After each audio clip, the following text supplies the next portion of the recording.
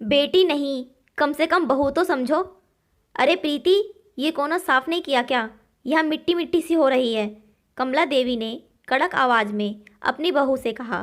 प्रीति ने आटे से सने हाथ लिए हड़बड़ाते हुए बाहर आकर कहा, मैं रोटी बना के साफ करती हूँ।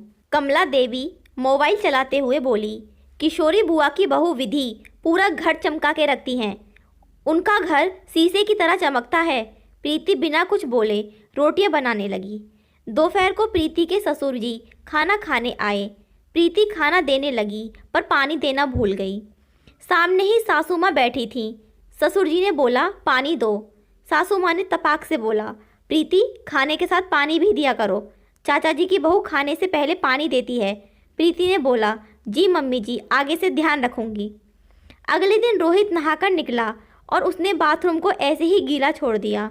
कमला देवी ने तुरंत अपनी बहू से कहा, रोहित के निकलने के बाद कपड़े से बाथरूम की टाइल साफ कर दिया करो। बड़े मामा जी की बहू दीपिका का बाथरूम सूखा रहता है। गीले बाथरूम से राहु खराब हो जाता है।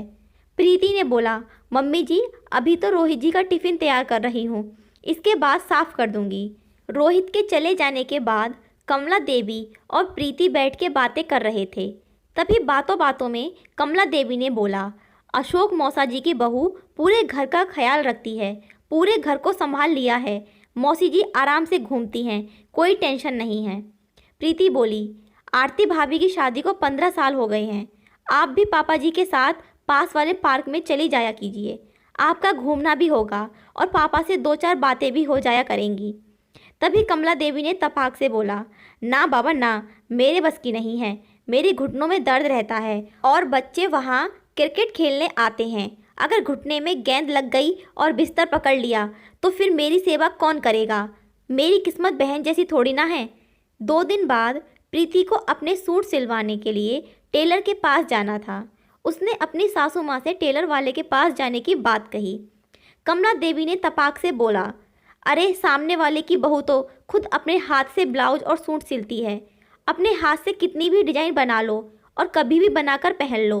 प्रीति ने बोला, मम्मी जी सूट तो मैं भी सिल लेती हूँ, पर यह कपड़ा थोड़ा रेशमी है और रेशम के कपड़े की फिटिंग जल्दी सही नहीं आती है, बहुत सरकता है, इसलिए मैं टेलर से सिलवाना चाहती हूँ। और मेरे पास अभी टाइम भी नहीं है, दिवाली होकर गई है और चचेरे भाई की शादी है। कमला देवी ने तुरंत बात पलटते हुए बोला, नहीं, मैं तो बता रही हूँ कि अगर सिलाई आती है तो अपने घर में ही कपड़े सिल के आदमी पहन सकता है। प्रीति चुपचाप सुनकर चली गई। कुछ दिन बाद कमला देवी की सहेली घर पर आई।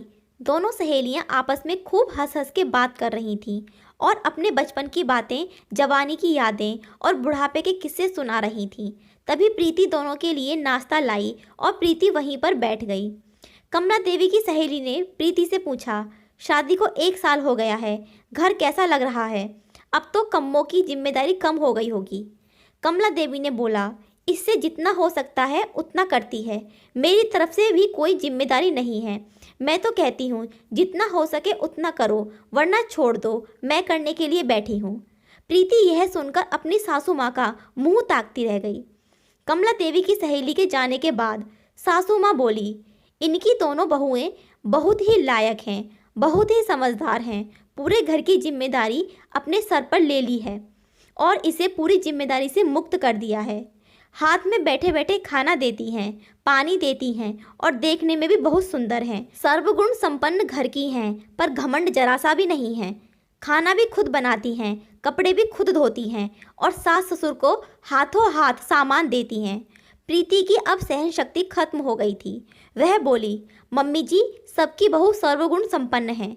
आप हमेशा कहती हैं कि उसकी बहू ये करती है, इसकी बहू वो करती है, मौसी जी की बहू यह करती है, चाचा जी की बहू वो करती है, पर आपकी बहू क्या करती है? आपने कभी वह नहीं देखने की कोशिश की। सिर्फ आपकी बहू कुछ नहीं करती है। आपको सिर्फ मेरे में कमियां ही नज़र आती हैं।